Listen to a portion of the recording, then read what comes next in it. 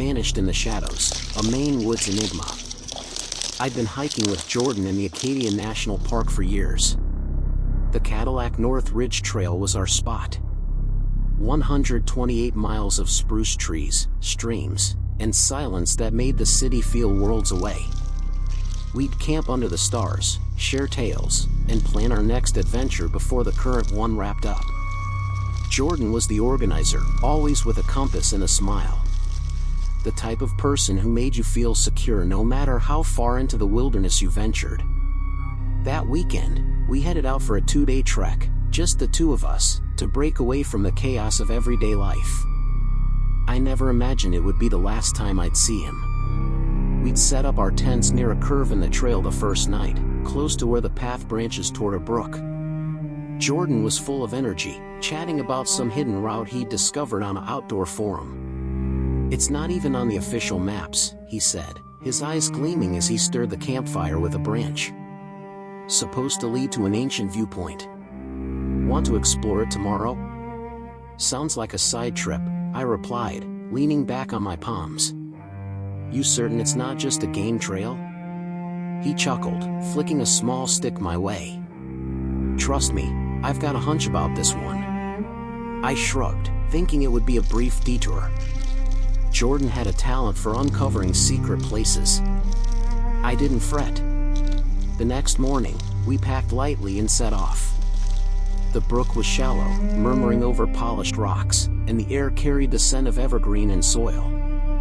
We paused for lunch at a meadow, laying out our equipment on a broad stone. Jordan took out his phone, displaying a screenshot of the forum entry about the side route. "It's right up ahead," he said, gesturing to a vague path winding into the woods. "I'm going to check it out. Back in 20 minutes. Don't wander off," I called as he threw his green backpack over one shoulder. He turned, showing that confident smirk. "Me? Never." Then he vanished, engulfed by the forest. I sat there munching on a protein bar, hearing the buzz of bugs. 20 minutes went by, then 30. My gut began to tighten. I yelled his name, my voice echoing among the trees. No response. I tried again, louder. Only quiet. I snatched my pack and pursued the path he'd chosen. It was slim, covered with undergrowth and brambles, hardly a trail. The farther I went, the more the trees squeezed in, their limbs intertwining above. I called for Jordan every few paces, my voice becoming raspy.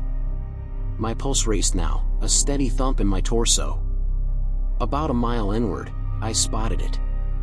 A glimpse of green snagged on a prickly shrub. Jordan's backpack, torn apart, its items strewn across the ground.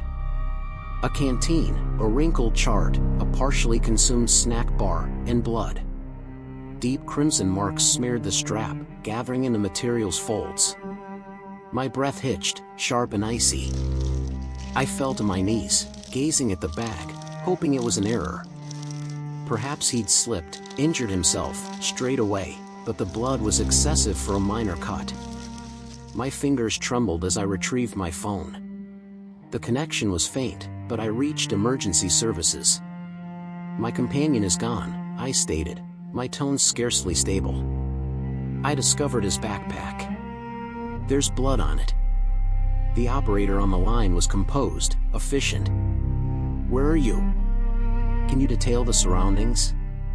"Near the brook off the Cadillac Trail. There's a side path, unmarked. Please come quickly." "Stay where you are," she instructed. "We're dispatching a team.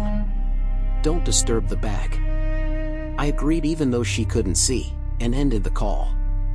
The woods felt denser now, every whisper in the foliage making my flesh tingle. I stood, pacing, bellowing Jordan's name until my throat ached. I kept envisioning him returning, chuckling, claiming it was trivial. He didn't. The park wardens arrived after what seemed like an eternity, their communications devices buzzing as they emerged from a vehicle. There were 6 of them, plus 2 hounds, their snouts already sniffing. A tall warden with a notepad questioned me. when I'd last seen Jordan, what he wore, if he'd behaved oddly. I recounted everything. His blue coat, his intention to survey the route, the blood on the bag. My words faltered as I indicated it, still entangled in the thorns. They secured the area with barrier tape, captured images, and sealed the proof. The dogs inhaled the bag, then dashed down the route, howling. I trailed the search group, feeling helpless but unable to remain idle. The dogs guided us further, past twisted maples and dense thickets, but they kept looping back, bewildered. One of the wardens, a lady with cropped hair, scowled. "Scent vanished," she remarked, as if he simply ceased. That's when I encountered Elias, a regional helper who participated in the search. He was older, perhaps 60, with a rugged visage and a hunting hat. He walked with a mild hobble, supported by a cane. "You the companion?" he inquired, matching my stride. "Yes," I replied, my gaze sweeping the trees. "You familiar with these woods?" "Born and raised," he stated. "Been assisting with searches here for decades." "Too many, if you inquire." "What do you imply?" I asked, looking at him. He bit his lip, as if pondering his phrases. "People disappear in these areas. More than you'd anticipate. Some are located, disoriented, parched, perhaps a fractured bone. Others," he paused, his gaze shadowy. "They simply evaporate." My insides churned. "Like whom?" "Back in '97, a fellow named Harlan went missing near Bar Harbor, not distant from here. Never located him. Same year, a lady, Lila, vanished from Ellsworth. Authorities thought she encountered someone, but no evidence. And those are just the ones folks discuss." He dropped his tone. "Locals have legends. Say there's a figure out here. Dwells off the grid. Dangerous. Observes trekkers. Awaits an opportunity." "A figure?" I uttered, my skin prickling. "Like a murderer?" Elias shrugged, but his expression was somber. "Just legends, but I've witnessed things. Campsites ravaged, equipment missing. Makes you ponder." He didn't elaborate, and I didn't press. The notion of someone out here observing was too overwhelming to grasp. The search continued. The dogs discovered nothing. The wardens established a command post, recruiting more assistants, even a chopper that hummed above.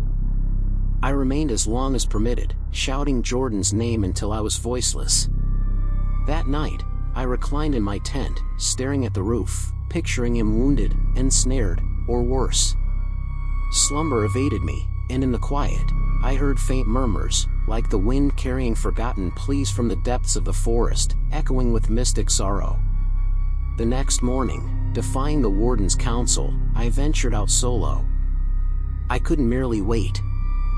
I retraced our route, then deviated deeper off the designated paths where the woodland felt more primal, untouched, with shadows that seemed to shift on their own, whispering secrets of ancient curses buried in the soil. I yelled for Jordan, my voice absorbed by the trees. Hours elapsed. My limbs throbbed, but I persisted, propelled by a persistent urge to uncover something, anything. That's when I discovered the shack. It was nestled in a depression, almost concealed under a mass of creepers and lichen. The timber was decaying, the windows sealed with distorted boards. A corroded lock dangled loosely on the entrance. My heart throbbed as I forced it open, the hinges wailing like tormented spirits. Inside, the atmosphere was dense with the odor of moist wood and something acrid, like aged perspiration mingled with the rot of forgotten lives. A drooping table rested in the corner, cluttered with debris. A corroded blade, a loop of discolored cord, a shredded chart with crimson marks along the trail. My respiration faltered. On the wall, fastened with oxidized pins, were photographs, blurry, captured from afar, but I could discern trekking gear, knapsacks, countenances. One image, partially wrinkled, depicted a person in a blue coat. Jordan. I retreated, my heartbeat thundering. My foot snagged on something, a hidden hatch in the floor, its borders merging with the earth. I knelt, forcing it open with quivering hands. My lantern rays scanned the basement below. It was tiny, humid, vacant, except for one item. A solitary trekking boot, encrusted in mud. Jordan's boot, the identical style he'd donned that day. I stiffened, my breath resonant in the gloom. Footsteps crunched exterior, sluggish and intentional. "Who's there?" A voice snarled, deep and coarse. I whirled around. A man loomed in the doorway, towering and emaciated, his features obscured under a hood. He clutched a shotgun, its muzzle shining, his gaze fixed on mine, frigid and unwavering, like eyes that had seen too many souls slip into the void. "I'm searching for my companion," I declared, my tone quaking. I stepped rearward, my heel striking the hatch. "He's gone." "You shouldn't be here," he uttered, advancing. The shotgun ascended marginally. My core clenched. I dashed, shoving past him, my shoulder brushing his limb. He groaned, lunging, but I was already fleeing, smashing through the woods. Limbs scraped my face, my arms. I heard him bellow, his footsteps ponderous behind me. I didn't glance back, just sprinted, my lungs scorching, until I tumbled into the warden's encampment, panting, rambling about the shack, the man, the boot. They dispatched a squad to the shack that day. I guided them, my legs unsteady, indicating the depression. But when we arrived, the table was barren. No blade, no cord, no chart. The photographs were absent, the wall empty. The hatch was closed, the basement void, no boot. I stood there stunned as the wardens traded glances. "Could have been a vagrant," one remarked, but his tone was doubtful. They discovered no traces, no indication of the man. It was as if he dissolved into the mist. The search for Jordan extended. Choppers surveyed the woodland. Helpers scoured the paths. Hounds sniffed every segment. Days turned to weeks. I lingered as long as feasible, reviewing every particular with the wardens, yearning for a clue. One evening, a warden summoned me, his expression grave. "We found something," he stated, extending a plastic-proof sack. Inside was Jordan's billfold, soil-stained, unearthed in a cavern a mile from the shack. Nestled inside was a fragment of paper, inscribed in Jordan's script. "Help me." My knees buckled. I collapsed to the ground, grasping the sack, the words blurring through tears. They never located him. The investigation remains active, one of too many in those woods. The warden suggested it could have been a mishap. Jordan got disoriented, harmed, yielded to the weather. But I know otherwise. That shack, those photographs, the man with the shotgun, they weren't figments. And now, the forest whispers to me in dreams, ancient voices murmuring of eternal watchers, spirits bound to the trees, luring the unwary into endless shadows. I return occasionally, traversing the trails, seeking resolutions. Locals still murmur about the figure in the forest, the one who observes, bides. They speak of others who evaporated. Harlan in 97. Lila, names that persist like phantoms. I envision that shack in my nightmares, the photographs on the wall, Jordan's boot in the obscurity, and I ponder if he's still out there somewhere, or if the forest and the entity concealed within it seized him forever. Whispers in the shadows, the disappearance of Riley. I couldn't let Riley's vanishing fade. It had been a year since he disappeared near the Acadia National Park, leaving behind nothing but his blue bicycle on a gravel path off Ocean Drive. We'd grown up together in Bangor, Maine, just a few miles from those woods. As children, we'd pedal our bikes down rural lanes, camp under the stars, and recount tales about the forest's enigmas. Now, those enigmas were tangible, and Riley was one of them. I had to uncover truths, even if it terrified me to my core. My friend Jordan consented to join, though he wasn't thrilled. "You're insane for this," Jordan remarked as we arrived at the forest's boundary, his tone strained. He rested against the vehicle door, gazing at the barrier of spruces ahead. "People don't simply vanish.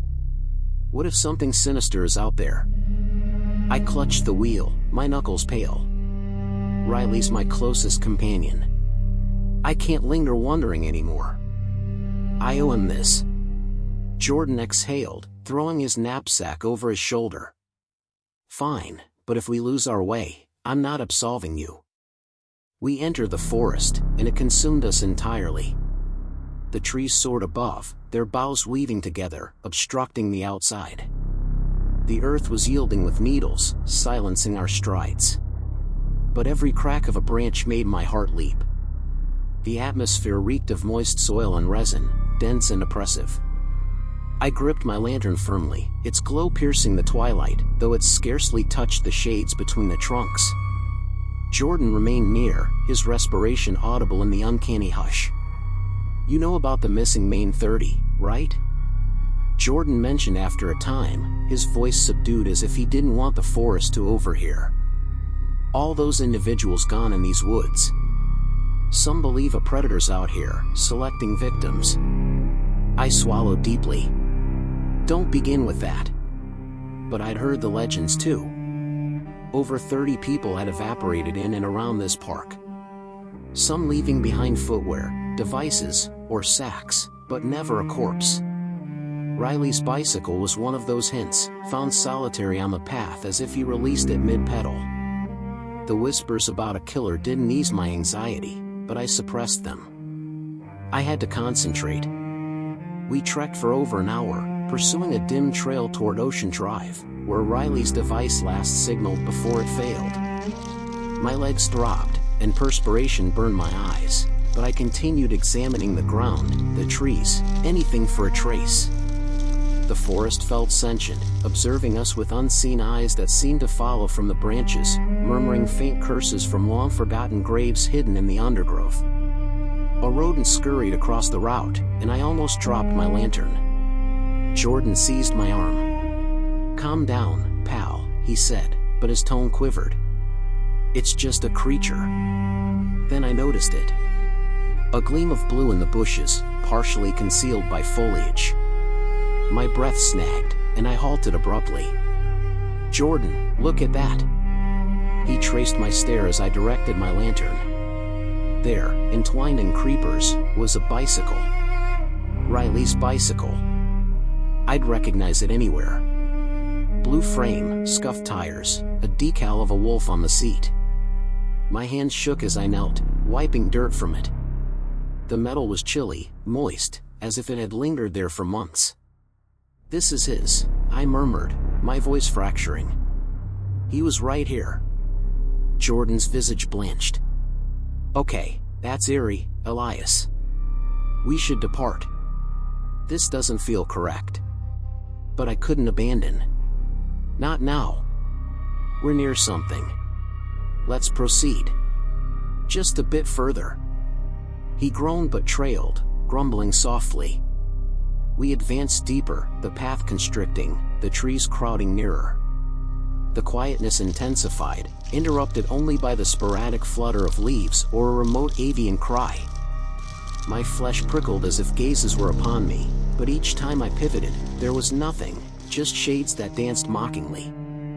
A few moments later, I observed something else. A piece of material snared on a spiny shrub. It was faded, ripped, perhaps part of a garment. Not Riley's. I knew his attire, but it appeared recent. The borders frayed but not aged. I lifted it, my gut twisting. "Another hint?" Jordan inquired, his voice scarcely heard. "Elias, what if this is from another who vanished?" Before I could respond, a limb cracked behind us, resounding, proximate. I rotated, my lantern sweeping the trees. The ray captured nothing but stems and vines, but my heart thumped like a drum. "Did you hear that?" I whispered. Jordan nodded, his eyes broad. "Yes, that wasn't a beast." We stood immobilized, listening. The forest was mute again, but it felt amiss, like it was withholding its breath, pregnant with mystic dread. Then, softly, I heard it. Footsteps, leisurely, purposeful, crunching on the needles. Not ours. I clutched Jordan's arm, my voice barely a murmur. Someone's out there. He shook his head, retreating. We need to move now. We hastened along the path, my lantern bouncing, casting erratic shades. The footsteps pursued, maintaining rhythm, just beyond view. My thoughts whirled. Could it be a trekker? A warden? But why wouldn't they announce? The whispers Jordan cited resurfaced, and I envisioned someone observing us, waiting in the gloom with eyes that glowed faintly like spectral lights. My mouth dried. We arrived at a small glade, and I paused to regain breath. Jordan rested against a tree, his face glossy with sweat. "This is dire, Elias," he said. "What if whoever claimed Riley is trailing us?" I didn't want to accept it, but the footsteps hadn't ceased. They were nearer now, encircling the glade. I swung my lantern, and it landed on something that chilled my blood. A bivouac. A modest fire ring with burned logs, a ragged shelter drooping to one side, and a heap of refuse.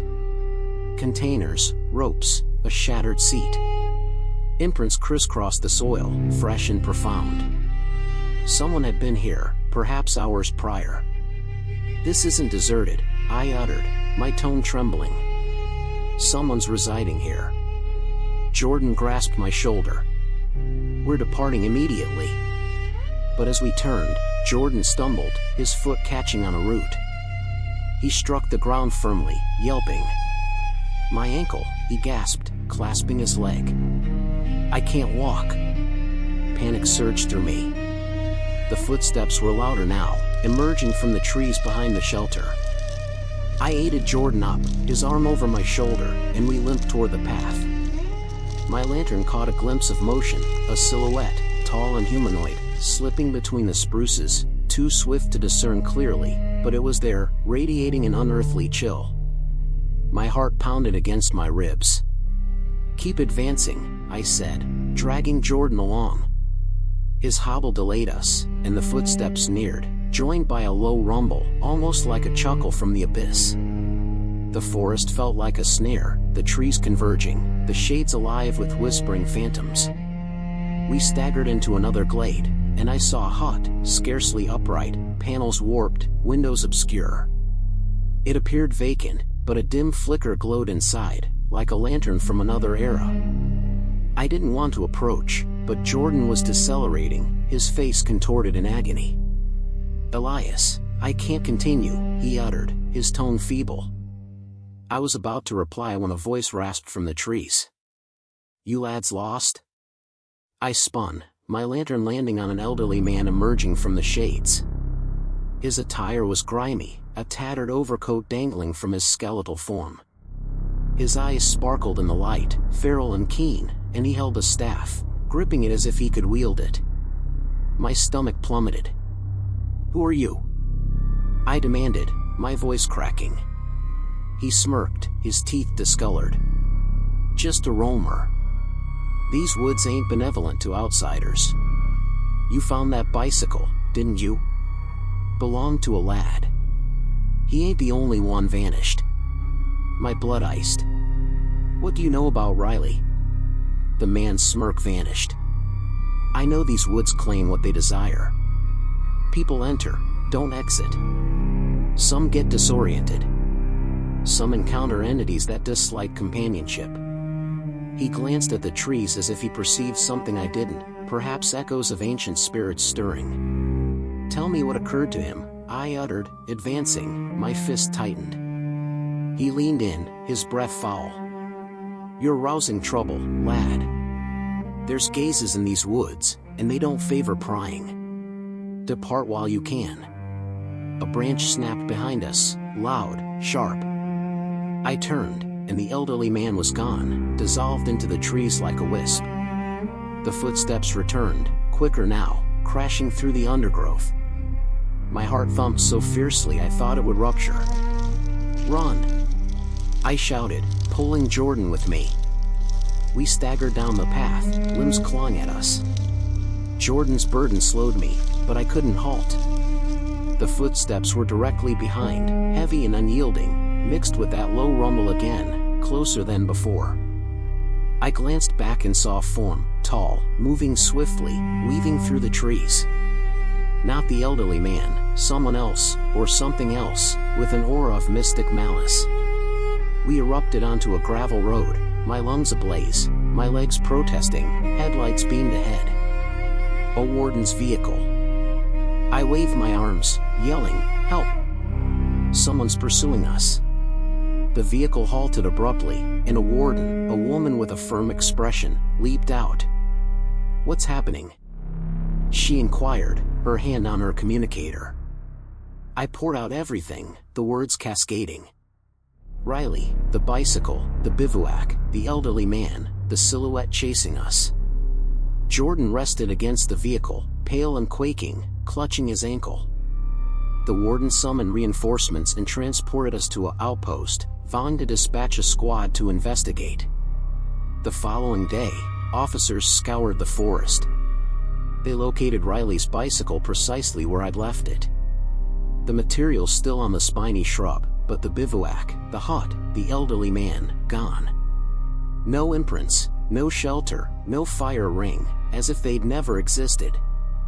The warden remarked it was conceivable we'd encountered a transient sight. But the way she evaded my gaze told me she didn't believe it herself. I'm back in Bangor now, but I can't escape the forest. At night, I hear those footsteps in my dreams. See that silhouette approaching nearer, whispering invitations to join the vanished. Riley's still out there, and so is whoever or whatever claimed him. The woods conceal something, and it's not finished with us. I'll return one day, with or without Jordan. I must find Riley. I must know what's lurking in those trees. Lost in the shadows.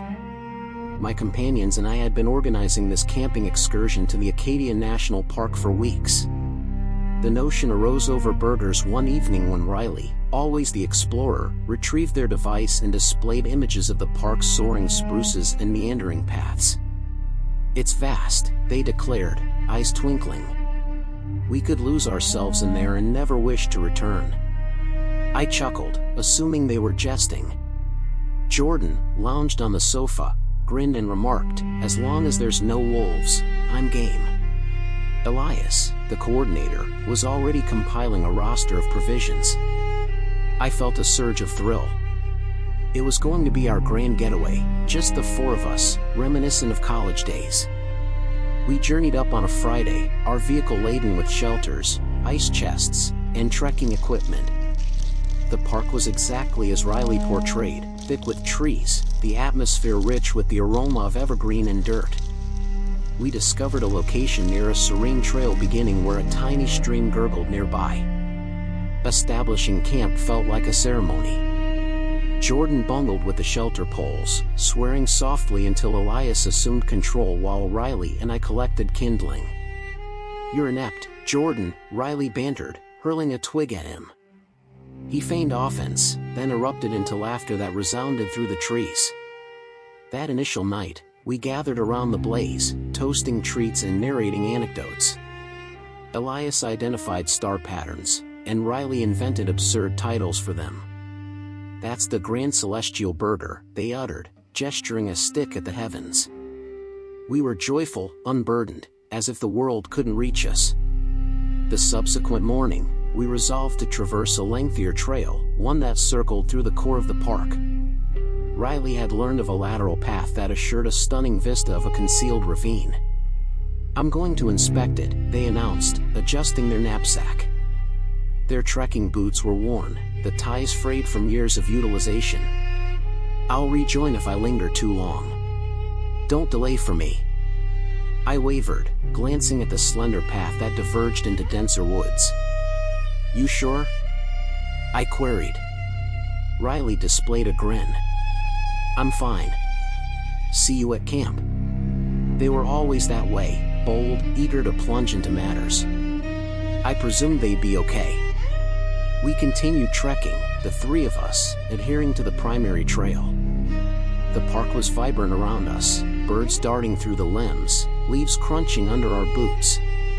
But as the hours progressed, I began to feel restless. Riley should have rejoined by now. By the time we returned to camp, the illumination was waning, and they still weren't present. "They're likely just dawdling," Jordan uttered, but his tone seemed contrived. Elias frowned, verifying their device for a connection. "Nothing. This isn't correct," they remarked, striding by the blaze pit. My gut churned. Riley was never tardy. Not like this. We seized our lanterns and returned to the trail, calling Riley's name as we proceeded. "Riley, where are you?" My voice rebounded off the trees, engulfed by the immensity of the park. The deeper we ventured, the quieter it became, as if the birds and insects had silenced, leaving only mystic echoes that hinted at hidden watchers. The air felt ponderous, pressing against my chest. We reached the lateral path Riley had taken and followed it, our lantern rays slicing through the obscurity. The trail was narrow, overgrown with roots and thorns that clutched at our garments. Then I saw it, a burst of hue in the soil. Riley's knapsack, vivid yellow, lying half interred under leaves. "Folks, over here," I summoned, my voice quivering. Elias dropped to their knees, brushing soil off the bag. It was unquestionably Riley's. I identified the trinket, a small wooden charm they'd acquired impulsively. Inside were their canteen, a creased chart, and a treat bar still in its covering. Why would they abandon this? Jordan inquired, his eyes scanning around. I had no reply. Then Elias indicated the ground. Imprints. Riley's modest boot marks were there, but so were others. Larger, deeper, with a weightier step. They overlapped Riley's as if someone had tailed them. My heart hammered against my ribs. Perhaps they encountered someone, I uttered, but the words rang empty. Who would Riley meet out here? We persisted, shouting Riley's name until our throats were sore. The park seemed to constrict, the trees taller, the shades deeper, alive with faint murmurs that sounded like distant pleas from lost souls. Then we heard it. A sharp crack, like a branch fracturing somewhere off the path. We froze. Lanterns swinging erratically. "Riley," I called, my voice scarcely a murmur. Another crack, nearer this time. Purposeful.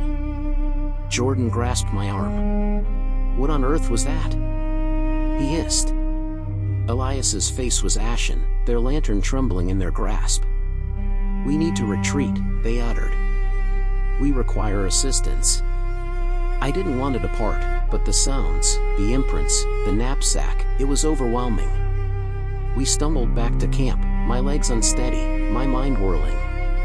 At camp, we contacted the wardens, fumbling with the emergency communicator Elias had insisted on carrying. They arrived within an hour, two of them in uniform, their expressions somber. "Recount everything," the elder one directed, notepad ready. We explained about Riley, the lateral path, the knapsack, the imprints. "Individuals vanish out here," he remarked, glancing at his colleague. "Sometimes they resurface, sometimes they don't." His words struck like a blow. They established a headquarters at our campsite, communicators buzzing as they organized a search. We remained awake all night, clustered by the blaze, startling at every noise. The park didn't feel like a refuge anymore. It felt like a snare, with shadows that whispered ancient warnings. The next day, we participated in the search, walking the trails with wardens and helpers. The park was boundless. Every route appearing identical, every shade concealing something. We encountered an elderly man near a trail beginning, his vehicle stationed on the gravel road. He was a local, his face weathered, his eyes acute. "You the one seeking your companion?" he queried, resting against his vehicle. I nodded, my throat constricted. He chewed on a stem, staring into the trees. people call it the woodland specter," he uttered, voice low. "Someone out here claims folks. Been occurring longer than I've lived." Jordan scoffed, but I saw the terror in his eyes. "That's just a tale," he remarked. The elderly man shrugged. "Tales originate from somewhere, perhaps from the spirits of the vanished who linger, murmuring their woes." His words adhered to me, heavy and cold. We continued searching, our boots sinking into the soft earth. That afternoon, Elias spotted something. A scrap of fabric caught on a thorn bush, bright green, like Riley's preferred jacket. My stomach plummeted. I disentangled it, my hand shaking. There was a dark stain on it, crusty and brown. "Is that blood?" Jordan whispered. Elias's face went white. "We don't know that," they said, but their voice wavered. I clutched the fabric, my mind screaming. The wardens bagged it as evidence, their faces impassive. "We'll keep searching," one said, but I could tell they were concerned. That night, we barely conversed. We sat in the shelter, the blaze outside casting flickering shades on the fabric. Every rustle, every creak made my heart race. "What if someone's out there?" Jordan uttered, his voice barely audible. "Like observing us?" Elias hugged their knees, staring at the shelter flap. "The wardens are here," they remarked. But it didn't sound persuasive. I couldn't shake the sensation of eyes on us, hidden in the dark, with mystic presences that seemed to draw nearer with each breath. The imprints, the noises, the elderly man's tale, they wove together in my head, tightening like a noose infused with supernatural dread. The search extended into days. Choppers hummed overhead, their rotors slicing through the quiet. Search hounds sniffed the trails, their guides silent and concentrated. We found more clues. A broken lace, a wrinkled snack wrapper, but nothing that revealed where Riley was. Then on the 5th day, we stumbled upon something that iced my blood. An old shack tucked deep in the woods, its windows boarded, its walls sagging. The wardens hadn't mentioned it, and it wasn't on any chart. "This place gives me chills," Jordan uttered, stepping back. I noticed imprints in the dirt outside, fresh ones, big like the ones near Riley's knapsack. My mouth dried. "Someone's been here," I said. Elias pushed the door open, the hinges creaking like wails from the beyond. Inside, it smelled musty, like damp wood and something sour, laced with the echo of despair. There was a bedroll in the corner, a pile of empty containers, and a blade on a shaky table. No sign of Riley, but the place felt wrong, like we'd entered a lair of something otherworldly. We informed the wardens about the shack, and they secured it, searching for marks, anything that could aid. But the days dragged, and hope diminished. A week later, they summoned us to the warden station. My heart sank as we entered. The lead warden looked exhausted, his eyes avoiding ours. "We found remains," he uttered. "Not far from where you found the knapsack." It was Riley. They said there were indications of foul play, wounds, bruises, things they wouldn't detail. But no culprit, no reason, no resolutions, just Riley, gone, taken by someone, or something, in the park, perhaps a guardian spirit turned malevolent. We packed and departed the next day, the vehicle silent as we drove away. The trees loomed in the rear mirror, tall and unyielding, their branches like claws reaching out. I kept thinking about the imprints, the cracks in the dark, the shack with its blade and empty containers. The elderly man's words echoed. Tales come from somewhere. I didn't know who was out there or why they claimed Riley. The wardens said they'd continue probing, but their tones were heavy, like they'd witnessed this before, haunted by the same mystic forces. Now, months later, I can't escape the park. It's in my dreams, its shades creeping into every still moment. I hear branches snapping, feel the weight of unseen gazes, see Riley's grin, their worn boots, their knapsack in the dirt. The park has secrets, ones it buries deep in shadowed realms. And somewhere out there, someone, or something, knows what happened. they're still traversing those trails, hidden in the shadows, waiting with eternal patience.